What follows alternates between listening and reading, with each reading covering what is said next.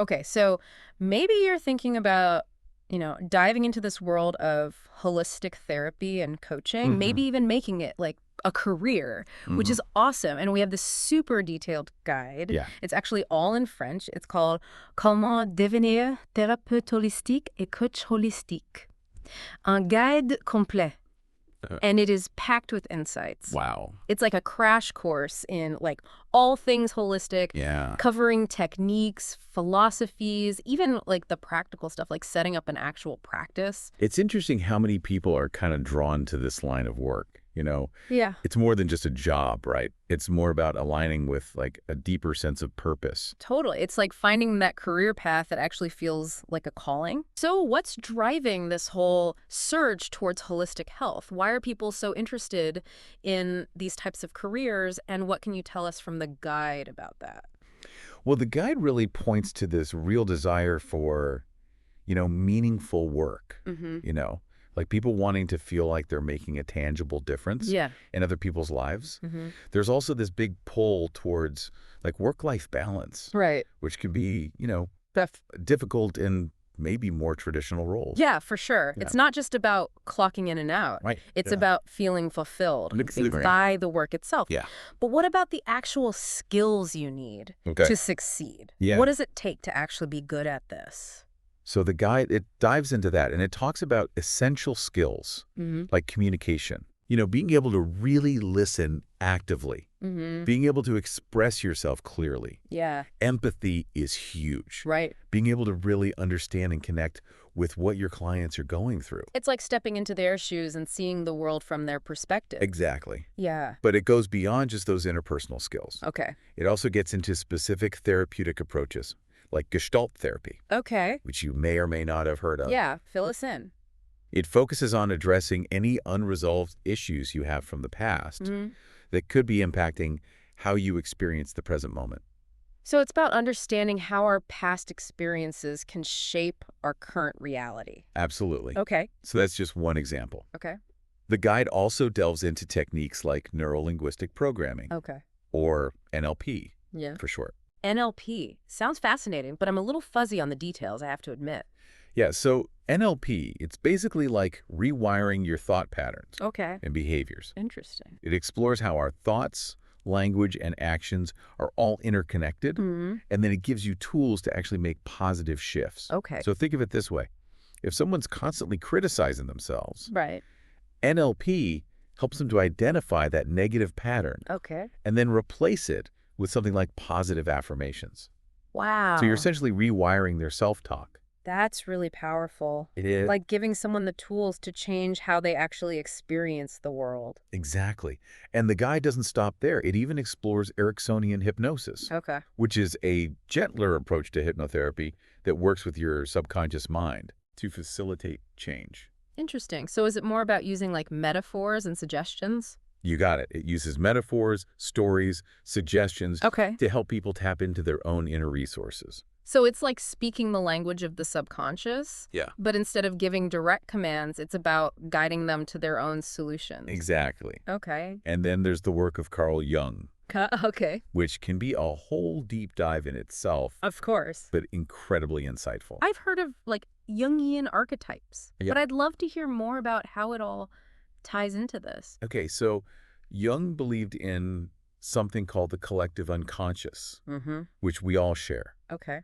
And it's filled with these universal patterns called Archetypes. archetypes. Think of them like the building blocks of the human psyche, like the hero, the shadow, the wise old man. So by understanding these archetypes, we can better understand ourselves and what motivates us. Precisely. Okay. Jung's work encourages us to embrace all parts of ourselves, Yeah. even the messy ones, I like that. as we strive for this wholeness and integration. I love that it's about self-acceptance. Yeah. Now, we've been exploring all these different techniques, but where do things like meditation and mindfulness fit into all of this? They're foundational, really. Okay. The guide emphasizes their role in calming the mind, Mm-hmm. increasing self-awareness, Right. and reducing stress, Makes sense. all essential for well-being. Right. It's like taking a holistic toolkit and adding in ancient wisdom. I love that. Yeah. I love that analogy. So the guide also talks about nutrition and fasting. Yes, which might seem surprising to some, but it makes sense in this context. it does. Holistic therapy recognizes that well-being goes beyond just talk therapy. Yeah. It's about nourishing the body as well. Yeah. The guide delves into different types of fasting, water fasting, intermittent fasting, Okay. how they can benefit overall health. Interesting. And it even gets into how to actually build a successful practice, Okay. which is particularly relevant for you. Yeah, that's the part I'm most curious about. Right. How do you actually attract clients? How do you establish yourself in this field? What does the guide say? Well, it's all about getting the word out. Right. Building a website, using social media effectively, Yeah. networking. Makes sense. Those are all things that the guide highlights. It's like creating this multifaceted approach Yes. to showcase your expertise and connect with clients. Yeah, and never underestimate word of mouth. Oh, for sure. When you provide a great service, Right. your clients become your biggest advocates. It all comes down to trust and those genuine connections. Absolutely. Now, I'm wondering, since this guide talks about setting up a practice, does it offer any insights into the business side of things? It does. Oh, okay. And this is where things get really interesting, Oh, man. especially if you're serious about making this a career. Yeah. The guide really emphasizes authenticity. Authenticity.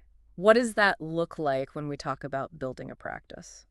So it's about being genuine, letting your personality shine through, and really connecting with people on a human level. No. You're not just selling a service. Sure. You're offering something transformative. That's a powerful way to frame it. It's about sharing your passion and helping others tap into their own potential for healing. Exactly. Now, the guide also, it encourages offering free consultations, It does. which can be great, right? Yes. For potential clients to get a feel for your approach and see if it resonates with them. Yeah, it's all about building rapport Mm-hmm. and trust Right from the start. right away. It's like a low-pressure way for both people to see if it's a good fit. Exactly. I really appreciate how this guide seems to cover both the philosophical ideas behind holistic therapy, but also the very practical steps for building a career.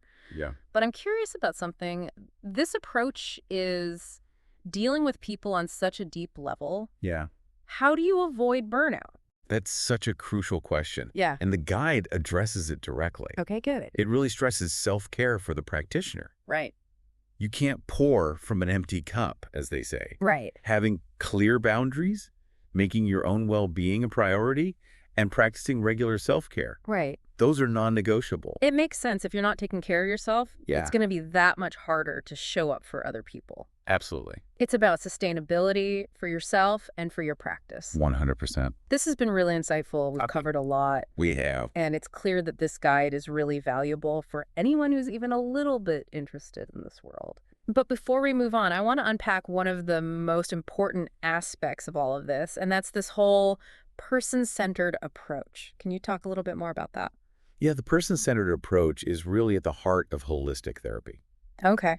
So instead of the therapist being the expert, like they have all the answers, Right. the client actually becomes the expert on their own life. I love that. It's a fundamental shift in perspective. Yeah. It's like handing over the reins to their own well-being journey. Yeah, exactly. I love that it feels really empowering. It is. Yeah.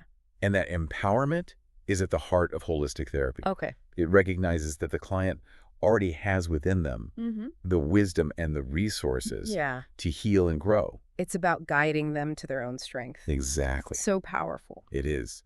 And it's incredibly rewarding to witness that transformation in others. Yeah. It really is amazing how much it resonates with that, human desire to kind of take control of our own well-being, Yeah.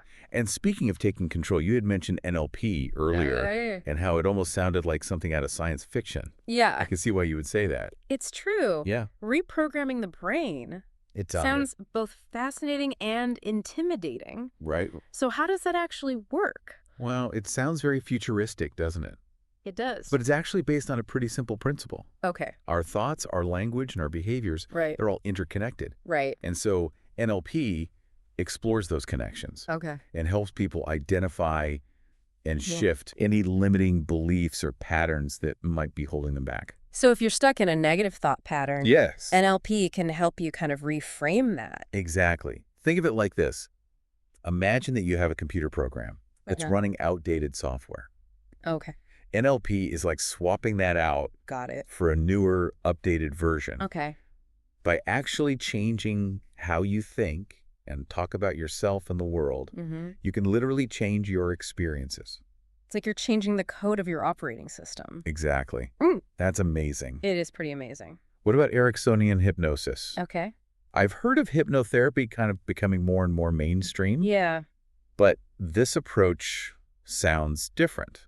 it is. So what sets it apart? Unlike traditional hypnosis, which can be more direct. Ericksonian hypnosis works with the subconscious Okay. in a gentler, more permissive way. Okay. It's about guiding, not commanding. Got it. So it often uses these metaphors, stories, suggestions to facilitate change. Okay. So it's working with your imagination, not against it. So it's about meeting the client where they are. Yes. And working with their subconscious mind rather than forcing something from the outside. Precisely. We also briefly touched on Carl Jung's work. Yes. His theories seem so complex. They are, very much so. Where do you even begin if you wanted to explore his ideas? Jung is definitely a deep dive in itself, that's for sure. Right. But his work really, at its core, explores this idea of a collective unconscious that we all share. Right. And it's filled with these universal patterns that he called archetypes. You can think of them as these fundamental building blocks of the human psyche. Got it. Things like the hero, the shadow, the wise old man. Right. These figures appear again and again, Yeah. across cultures and across time periods. It's fascinating, right? It is. So by understanding those archetypes, we can understand ourselves and what motivates us better. Exactly. And his work on individuation, Okay. that process of becoming a whole and integrated self, is so relevant even today. Right. It's about embracing all parts of ourselves. Yeah. Even the messy parts, even what he called the shadow self, in order to achieve that wholeness. It's about self-acceptance. It is. Yeah, integrating all those different parts of ourselves. Now, you mentioned that this guide gets into actually building a practice. Okay, which I know you're interested in doing. I am, yeah. It talks about marketing, building a website, using social media. But what about the fear factor? Sure. You know, a lot of people are afraid to put themselves out there. Right. And that fear is totally understandable. Yeah. But here's the thing. Authenticity is key. Okay. It's not about pretending to be someone you're not. Right. It's about sharing your passion Right. in a genuine way. Okay. People respond to that. So don't be afraid to let your true self shine through. Exactly. Yep. People are drawn to authenticity. And remember, you're not just selling a service here. Right. You're offering something really transformative. Right. The potential for healing, for growth. That's a really important thing to remember. It is. So let's say someone's ready to actually do this. They want to build their practice. What specific advice does the guide give for attracting those first clients and building a loyal clientele? So it starts with visibility. Okay. Having a professional-looking website is really important these days. It's like your digital storefront. Right. Then using social media effectively, which is huge for reaching your ideal client base these days. Right. The guide also talks about networking Yeah. in your local community, which can be incredibly valuable. It's amazing how many opportunities come from just connecting with people. It's true. Yeah. And don't ever underestimate the power of word of mouth. Oh, for sure. When you do good work Yeah. and you provide great service, Right.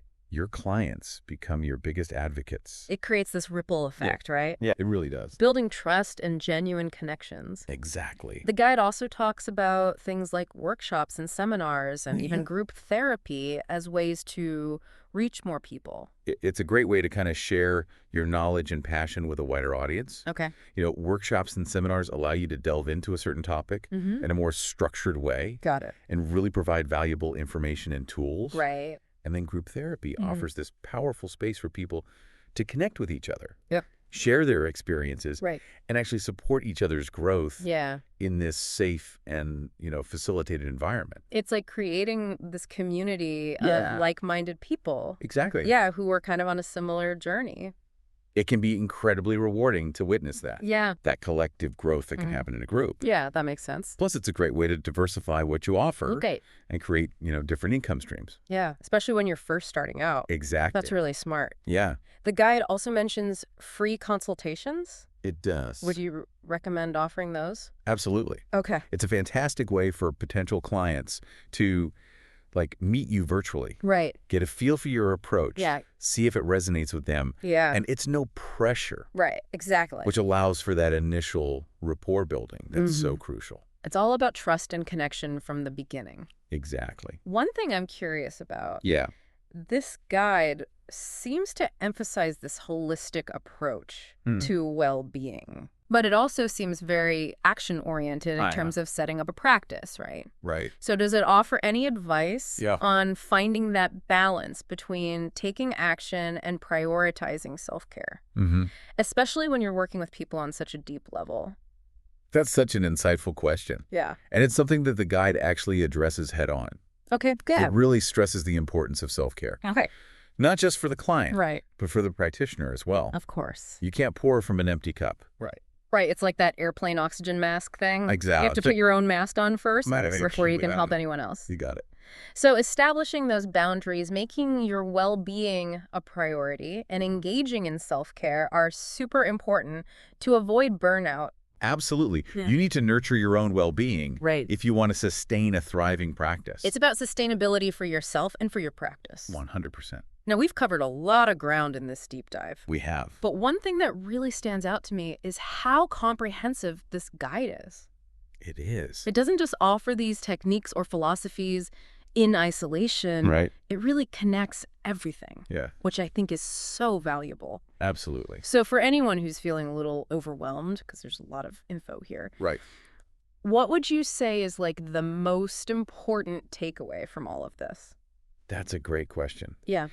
I think one of the biggest takeaways is the power of just taking that first step. It's like it's easy to get caught up in like all the little details, but sometimes it's about just like taking that leap of faith. Exactly. And it might feel really daunting to like embark on a completely new career path. Totally. But every journey starts with that first step. Right. And this guide really gives you a roadmap. It does. To kind of navigate those first few steps. Sure. It's like that old saying, right? Yeah. A journey of 1,000 miles begins with a single step. Exactly. So true. Don't let that fear of the unknown hold you back. Yeah.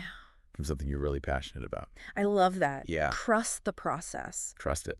So much of life is about just embracing the journey. Right. Not just like focusing on the destination. You got to end this journey, this journey into holistic health and potentially a career. It's about so much more than just like knowledge. Totally. It's about really aligning with your values, stepping into like your purpose. Yeah. And really making a difference in Yeah. other people's lives. And maybe even your own in the process. Precisely. It's a journey of self-discovery Totally. as much as it is about helping others. We talked about the why, like behind this whole growing field. So good. That desire for meaning, for purpose. Yeah. We explored some really incredible techniques. Yeah, we did. Philosophies from, NLP to Ericksonian hypnosis, even like Jungian archetypes. Right. We even got into like the actual how-to of building a practice, which I know is something you're really interested in. I am. And what's so exciting is that we've only just scratched the surface. All right. Holistic therapy is huge. It's constantly evolving with so many possibilities for learning, for growth, for transformation. It's like opening a door to a whole new world. It is. And not just for practitioners, but for anyone who wants to explore like a more holistic approach. And that's what I find so inspiring about this. It's not about just fixing what's broken. Right. It's about empowering people to create a life full of meaning, purpose, and fulfillment. It's about helping people thrive. Yes. Not just survive. Exactly. I love. It's about recognizing that we are whole beings, right? Mind, body, spirit. Yeah. And that true well-being, it encompasses all of that. It really does. So as we wrap up this deep dive, I hope you walk away feeling inspired, feeling those possibilities. Yeah. You've learned so much about this world of holistic therapy and coaching. We have. And really explored how it might align with your own aspirations. Yeah, it's been an incredible exploration. It has. And I have a feeling this is only the beginning for you. I hope so. So as you go about your day-to-day, we invite you to, just think about what really resonated with you. Yeah, what sparked your curiosity? What new insights are you taking with you? What's your biggest takeaway? Remember, it all starts with a single step. That's right. So what will yours be?